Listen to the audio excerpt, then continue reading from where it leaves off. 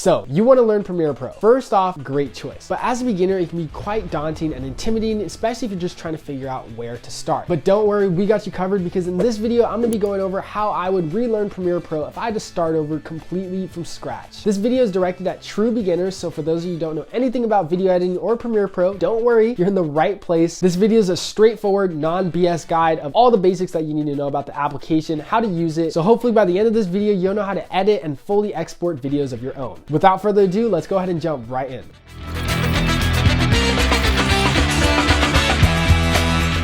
There's gonna be 3 parts to this video. First, we're gonna teach you how to cut, trim, and export. Then we're gonna teach you text and motion graphics. And last but not least, we're gonna teach you how to mask and key. So let's start with the first part of trimming, cutting, and exporting. Let's go.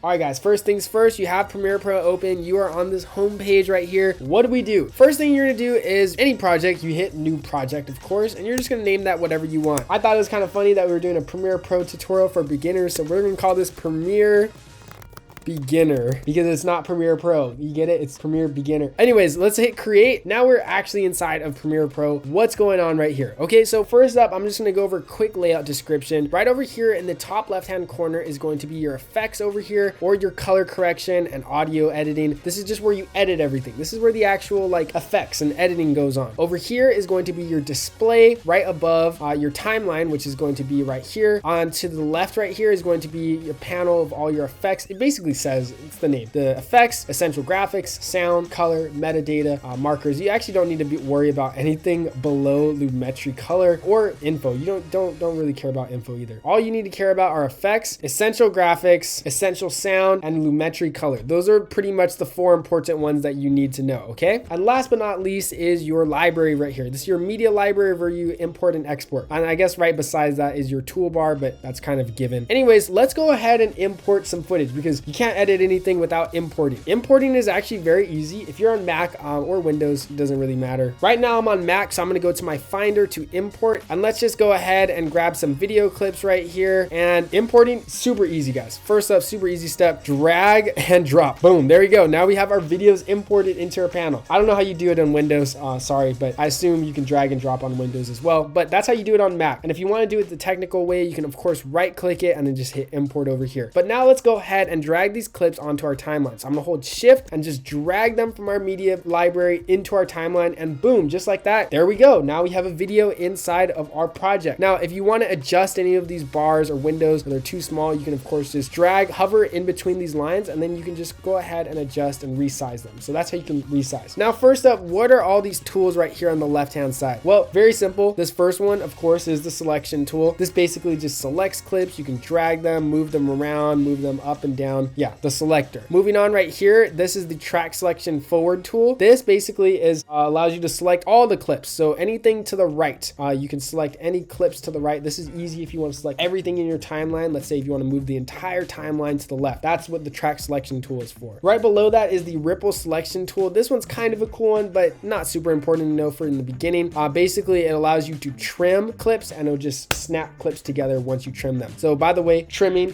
very easy. You just go select the end of it and trim it, kind of given. This one below it is the razor tool. This is given by the name. It just allows you to cut, so you can just go ahead and chop up your footage wherever you like. And if you want to move it, then you can come back to your selector tool and then just drag things around like that. Also pretty easy to use. And then below that, you have your slide tool. So this basically allows you to move clips around just like the ripple tool, and it doesn't leave any gaps or spaces in between. It doesn't also cut any of the other clips. It just like allows all the links to stay the exact same, and it's just moving around the clips. It's kind of complicated, also not important for you to know in the beginning. Below that is the pen tool. This is for masking and drawing shapes, which we'll get into a little bit later in the tutorial. Below that is the rectangle tool, also for drawing shapes, which we'll get into later in the video. And then below that is the hand tool. This just basically allows you to grab stuff and move timelines. I don't really use it. And last but not least, the text tool. Very important for typing. We're gonna get into that later in the video as well. So let's go ahead and cut and export a video right now. So what I'm gonna do is I'm just gonna go ahead and cut and edit. I'm gonna grab my selection tool right here, and to trim, you can just go to the ends and trim, just as we mentioned. To move around, you can just select them and drag them and snap them together, which by the way, if your clips are not snapping together like exactly on those frames, you may have to click on this little magnet tool right here, which is right below the time code. That basically means everything's gonna snap snap together. But if you don't have that on, it's just gonna do whatever it wants. So I recommend clicking the snap on timeline tool on just so that everything's nice and snappy together. And then let's go ahead and choose some good shots that we like. This shot is cool. I'm gonna trim it down just a little bit. And this is where our ripple tool comes in handy. If you want, you can use this ripple tool to trim some parts so you don't have to drag things together. So you see when we use the ripple tool, everything just like basically moves with the edit. So you don't have to drag and readjust and close spaces and gaps because we don't like gaps in our edits. One important thing I do want to mention is time duration, which you can use for slow motion. If you want some clips to be in like slow-mo and you shot them in like 60 FPS or above, you can right click the clip and then you can scroll down until you see speed duration. Click on speed duration and then you can just adjust that speed percent to whatever you want. So 80%, for example, is going to be 80% slower. So it's going to make the clip longer. If you want it to be faster,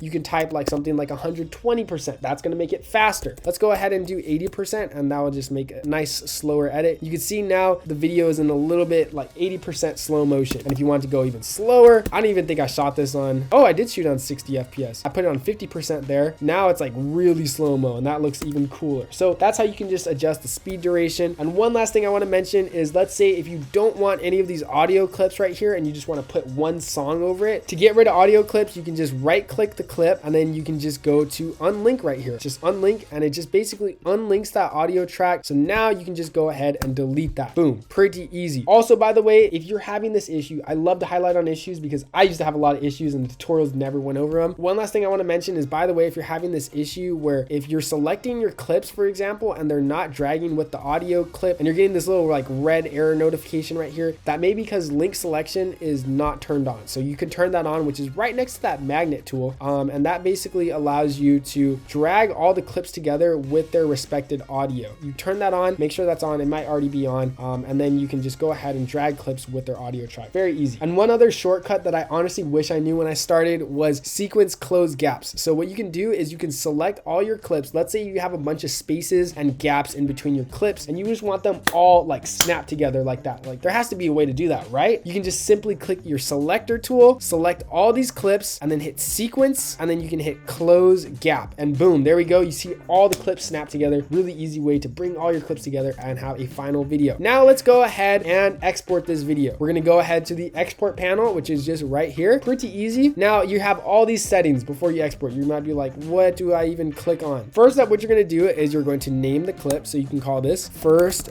video. Let's go, first video. And now you're going to click on the video panel settings. That's really all that you need to know right now. And these are just going to be all the settings that your video is in. So it's just going to tell you it's in 1080, it's 60 frames per second or 59.94. That's just like the standard cinema. Don't worry about that. And then field order and aspect, you honestly don't need to know about those either. If you want to go ahead and change the frame rate or the file size to like 4K, you can unclick this and then you can just click 4K on the drop down and unclick this. And if you want to turn it to 24 frames per second, you can click 24 frames per second on the drop down. I'm just going to go ahead and click match source, which is going to set everything to the original settings. And once you're done, oh, also just remember to put it in the correct folder. So you can select the folder that you want to go into. And once you're done with that, just hit export and just like that, congrats, you've exported your first video. Next up, we're going to teach you text, titles, and motion graphics. Let's go.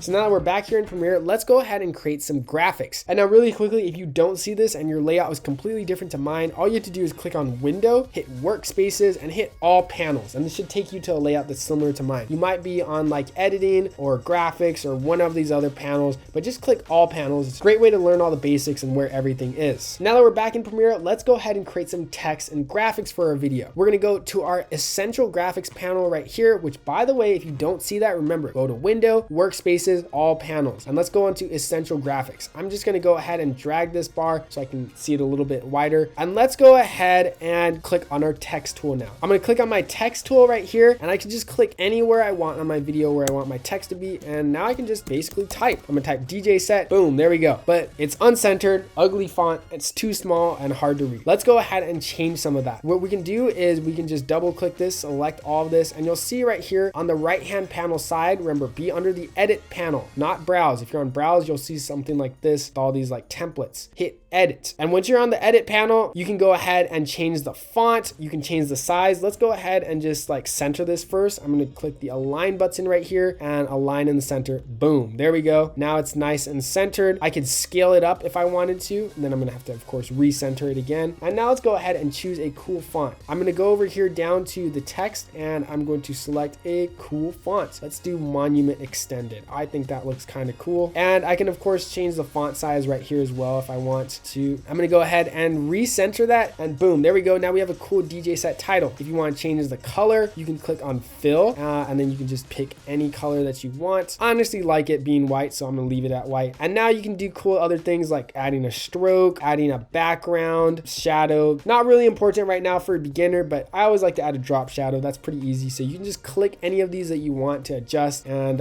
yeah, they're pretty self-explanatory on how to use. So boom, there we go. Now we got a DJ set title card. Now let's go ahead and add a shape background right now. So what I'm going to do to create a shape is I'm going to click on graphics. I'm going to hit new layer and I can create a rectangle, ellipse, which is a circle, or a polygon, anything from scratch. I'm going to go ahead and just start with a rectangle because it's pretty easy, and make sure you're on your selector tool. And now you can just go ahead and drag and scale and adjust this rectangle by just dragging the edges right in the display. It's pretty easy. I just want a nice border for my DJ set title card. So I'm just going to drag this right over my DJ set title card right there. Boom, there we go. If I want to change the color, I can do that. I'm going to make it, let's do like a bluish, darkish bluish color. Boom, there we go. And of course, if I want to adjust the roundness, I can do that right here in this panel, increasing the roundness edges so that we have a nice little like beveled edge like that. It looks pretty cool. Now let's go ahead and reorder the layers so that our DJ set text is on front. So what I'm going to do is I'm going to come over here to my timeline and drag my DJ set layer above the graphic layer. So that way we can see the DJ set text. So you can see right here in Premiere Pro, whatever order that we have our layers is the order that we're going to see the video. So on our timeline, all of our videos from the DJ set are on the bottom layer and the DJ set text and rectangle are above that. So that's why we see the DJ set and rectangle text. But if we, for example, drag our DJ set video above the graphic, then we see that the graphic is no longer visible and we can only see the DJ set text. And if we drag it once again above the DJ set, now you can only see the DJ set video. Pretty simple, but just go ahead and mess around with it so you get the gist of layers. And now one quick thing I do want to mention, if you do want to create some nice looking title cards, I know it can be kind of difficult if you have to create a title from scratch just using this text type tool. You can go to your browse and Adobe should have some basic text templates that you can drag and drop onto your project over here. But if you want to get some nice looking title designs that are super easy to use, you can check out our website 11%.net. Here we have some title templates that you can just drag and drop onto your project. They're super easy to use, and you can see just like that, we created a nice looking cinematic title. I can come to my essential graphics panel and I can type whatever I want,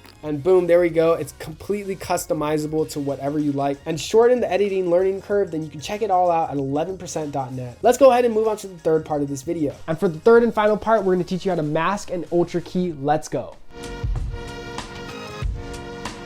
So for this part of the video, I'm going to teach you how to color grade, which is always the last step in the editing process. Once again, you can just close the Essential Graphics panel by clicking on the text that says Essential Graphics. Then we're going to come over here to our Lumetri color. And what I'm going to do is I'm going to click on Basic Color Correction. Now, this is basically a set of controls that allows you to adjust, basic adjustments like the light exposure. If you bring exposure up, the clip gets brighter. If you bring it down, it gets darker. We have contrast, which is, how much contrast this is, which is pretty self-explanatory, how much contrast there is. And then highlights are basically the bright parts of the video. How bright do you want them to be? There's shadows as well, and whites and blacks, which are just kind of similar to contrast. You don't need to worry about those. You can of course adjust the temperature. If you want the scene to be cooler, you can drag it more to the blue, or if you want it to be warmer, you can drag it more to the orange. And tint is basically to color correct green and purple color values, which sometimes videos are on those sides of the spectrum, so it's important to mess around with those. That's a pretty basic view on how to color correct. Let's move on to ultra keying and masking. Now, this is a fun effect that I always like to teach when it comes to ultra keying and masking. Shout out to Harry Potter. If there's any Harry Potter fans, I like to call this one the Invisible Cloak effect, which is a pretty easy effect to create. All you need to create it is a green cloth like cloak and a tripod. Very easy to create. I went ahead and shot this in my kitchen. And now to create this is first you need a blank shot of your background, which we have right here. So I'm just going to go ahead and grab my razor tool, which we learned in the first first part and cut it right there so that we have this first clip, which is going to be the blank background. And one other shortcut that I wish I would have known when I started off is the add frame hold, which basically means if you want to freeze a frame and just have that frame play out for the rest of the clip, you can do so by right clicking at whatever frame you want to freeze at, and then you can just hit add frame hold, and then you can just click add frame hold right here, and boom, there you go. You see it cut the clip. We don't need this, so we can delete this first part, but the second part after that cut is now frozen in time forever. So when you drag it and extend the timeline clip, it just is the same clip forever. So that's what we need, because that's the background that we're gonna have. And then what we're gonna do for the second half of the clip, you need to walk in your frame and like just basically put the green cloak over yourself like that. Pretty easy, okay? What we're gonna do first up is move this layer to the second layer and drag it above the frozen frame clip. So that's gonna be on our second layer. The frozen frame clip, the background clip, is gonna be on our first layer. It's very important, okay? Now what we're gonna do is we are gonna go ahead and go to our effects panel. First effect, congrats guys, you're already moving, you're already learning so fast. We're gonna go to our first effect and we're gonna search for the Ultra Key, which is basically the green screen effect. I remember when I first started off in Premiere Pro, I wanted to know how to get straight to the visual effects. This is the first step, learning how to green screen. So we're gonna drag this Ultra Key effect to our top invisible cloak layer, and now you're gonna see we have on our left hand side under the effects control panel is a Ultra Key effect right here, and you're gonna see we have all these other weird settings, composite, default. Don't worry about that. All you need to worry about is this eyedropper tool. Click on the eyedropper tool, hover over the green and click it. Boom, there we go. We have a very basic, minimal looking invisibility cloak effect going on right here. And you can see we just keyed out all the green. Looks like we're putting on an invisibility cloak like from Harry Potter. If you want to go ahead and adjust these green screen settings, I recommend clicking on the matte generation drop down and just increasing your pedestal a bunch. And that should be an easy way that you can just adjust your green screen effect to make it look nice and cleaner. This is the effect that I use to first learn green screen and how to use more visual effects in Premiere Pro. So it's always a fun one. I recommend going ahead and testing it out. Film yourself doing a bunch of stuff with your invisibility cloak. Super easy. Just make sure you get that background shot and you shoot it on a tripod. Last but not least is masking. Now this is an extremely important tool, especially when it comes to anything visual effects, editing. You need to know how to mask. Now masking is basically cutting out certain parts of your video. For learning how to mask, I'm going to come back to our DJ set video right here, and let's go ahead and go back to our effects and control panel, because this is how we're going to do it.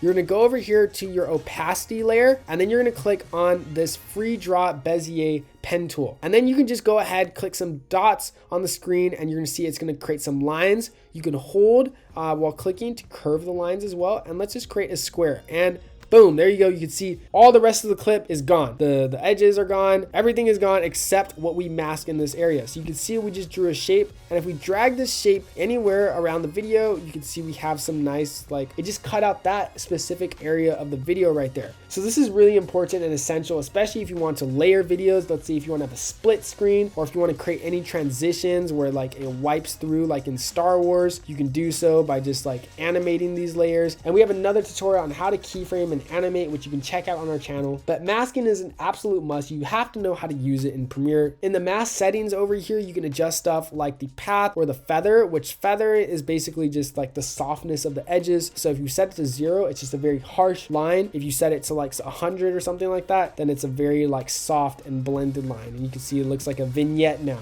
So that's just a really cool way that we can create some vignette effects or mask out other parts of the video. And let's say, of course, if you wanted to drag another video clip below that layer with the mask, you can see now that it's like 2 videos merged together, and we have like this really cool visualizer going on right here. Masked out video, really important skill. And with that, that's how you color correct, use the Ultra Key, and mask in Premiere Pro. Here are the final results of some videos that we created using the effects learned in today's tutorial.